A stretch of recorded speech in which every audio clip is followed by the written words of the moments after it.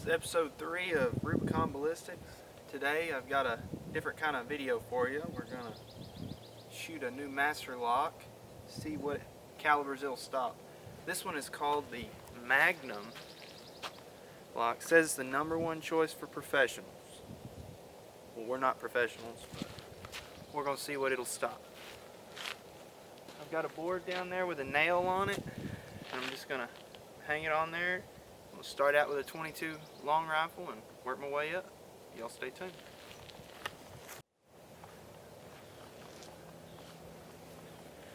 Alright, first up for the 22 long rifle, I'm going to be shooting my Heritage Rough Rider. It's a single action 22 long rifle. Just a real basic, inexpensive gun. We're going to see what it'll do.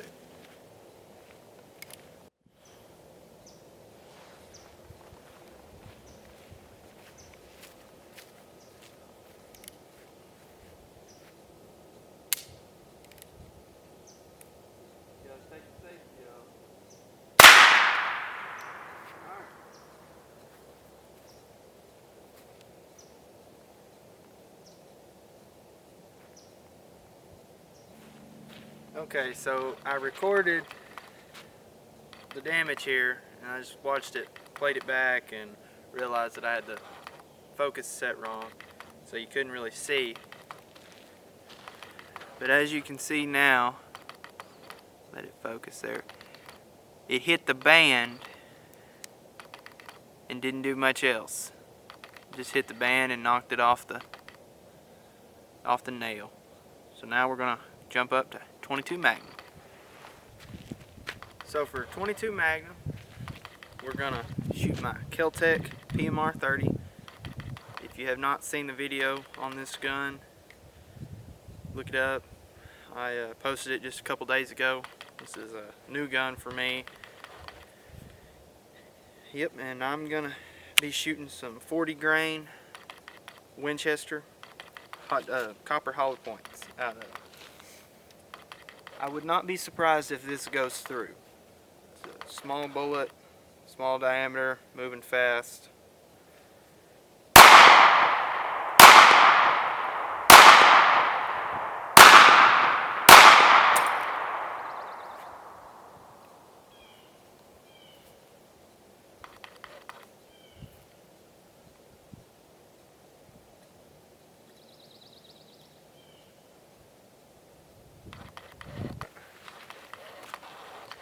Took a couple more shots than anticipated, but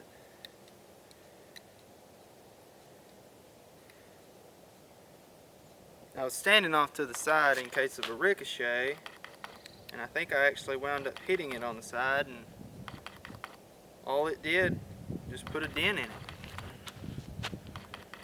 right there. So knocked the rest of that band off. So now we're gonna jump up to 9mm.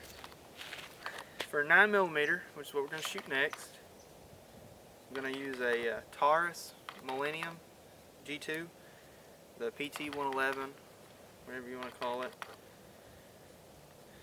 It's pretty inexpensive, little 9mm, but I like if I'm out riding around the deer lease, you know, don't have to worry about getting your carry gun covered in mud. You can have a little bit more time to clean one. Alright, let's see what it'll do.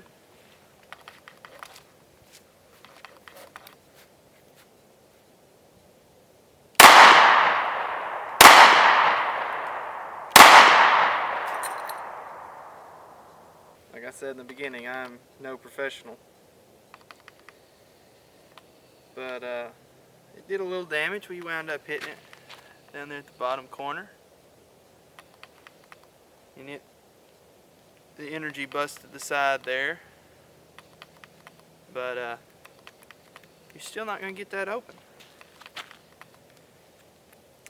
So from 9mm, let's go up to 45 ACP.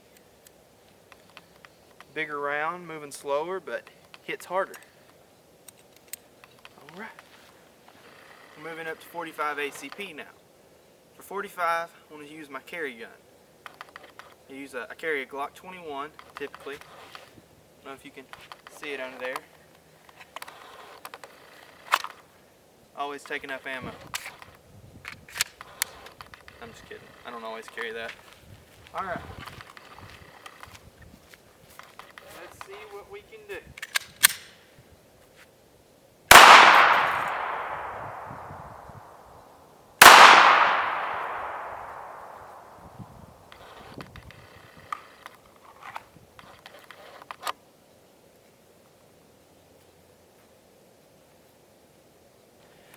Well, we caught a bullet in that piece of wood, so that's neat.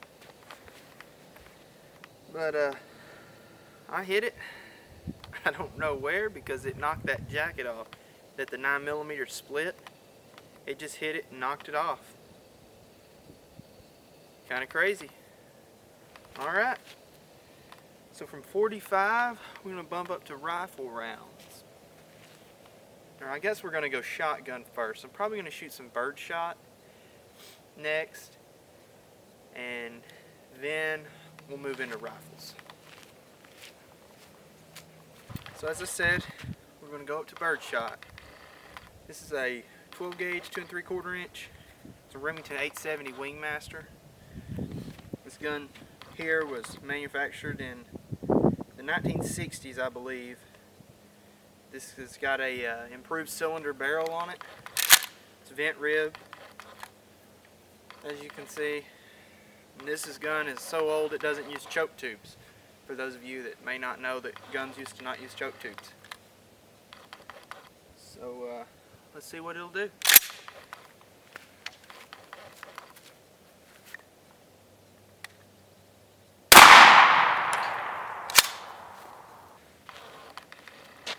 Well, it didn't do much damage at all. There's a couple little dents up at the top that are hard to see, but aside from that, didn't do it much. There's a couple little dings in the side here underneath where that jacket was, but not bad. It still won't open. So next up, let me shoot some 300 Blackout. These are 220 grain subsonics. Shoot them out of my Ruger SR556. It's got a CMMG 300 Blackout Wasp barrel on it.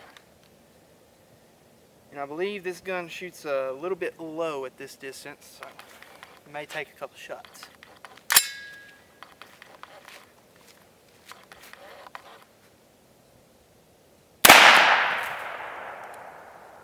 Or it'll just take one.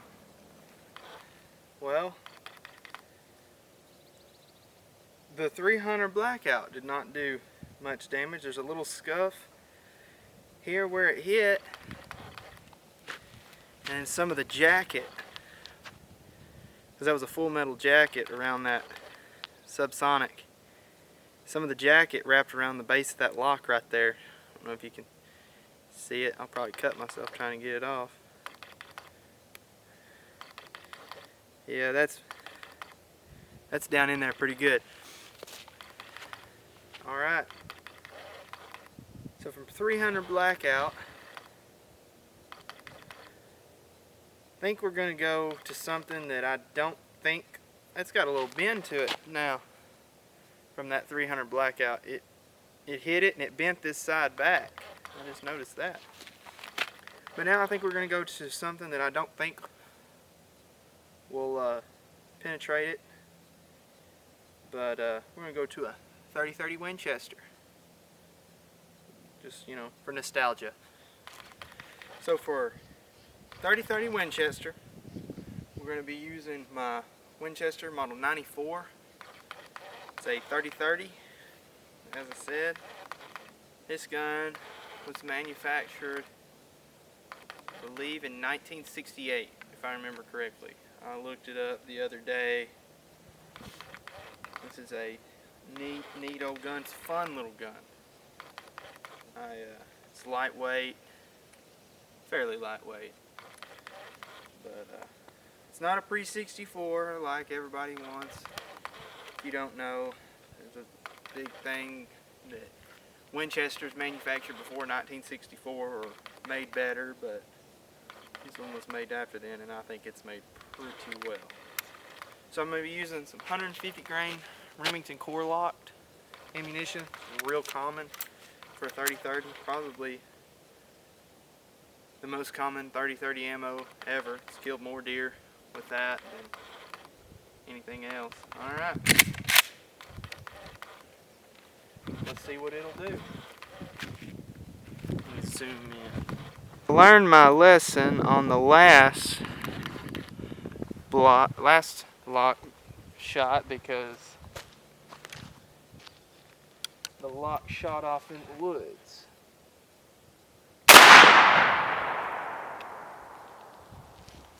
Alright.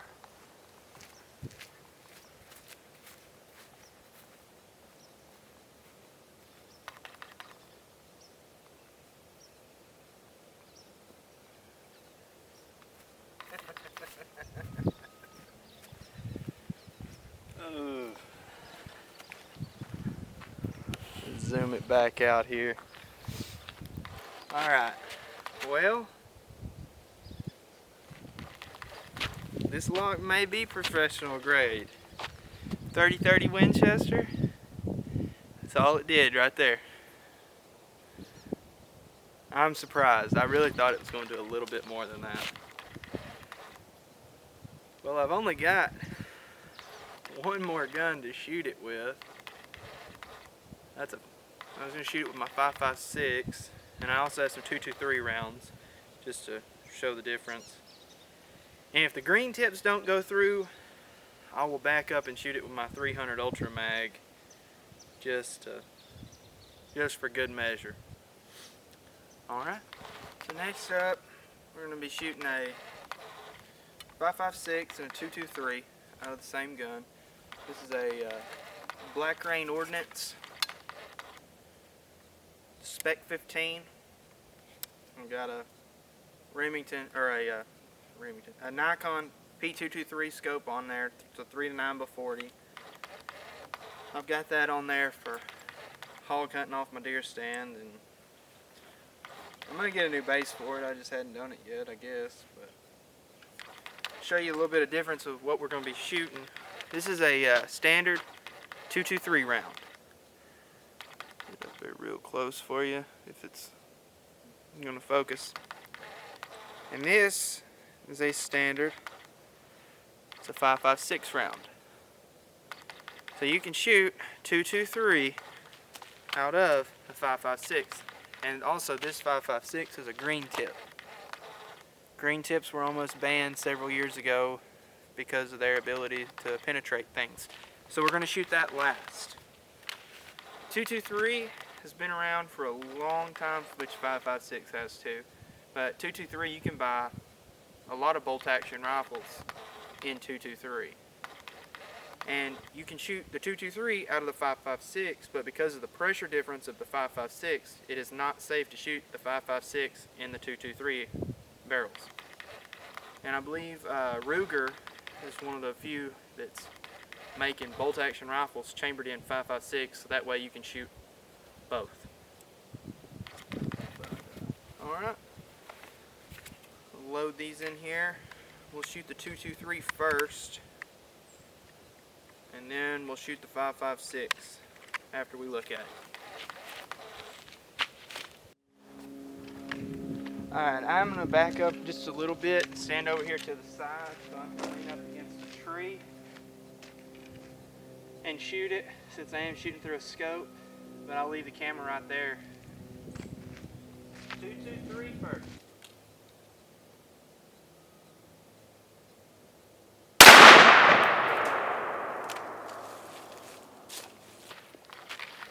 Pretty easy to see that one, huh? Big hole right down the middle, but it did not go quite all the way through. This lock is warm too. I'm shaking it and pieces of the bullet are falling out the bottom where the lock key goes in, but did a good, let's see.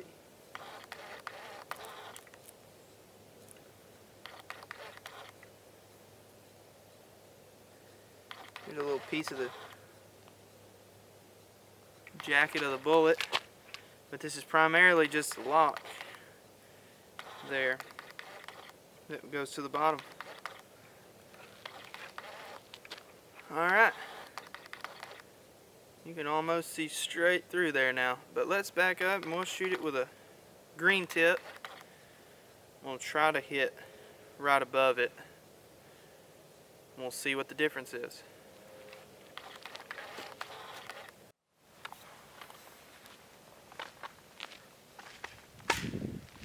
Now we're going to shoot the green tip.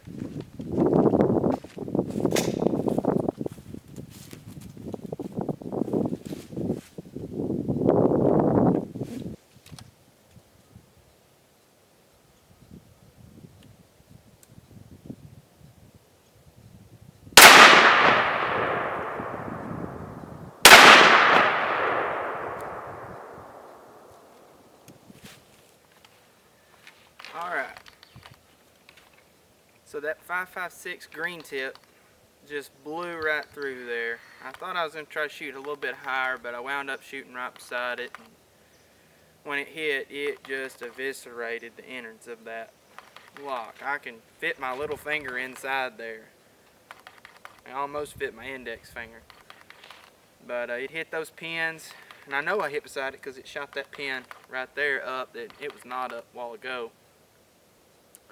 Blew that pin out right there. I can take that pin in and out pretty easy there. So yeah, you can see the difference between a small, fast-moving round and a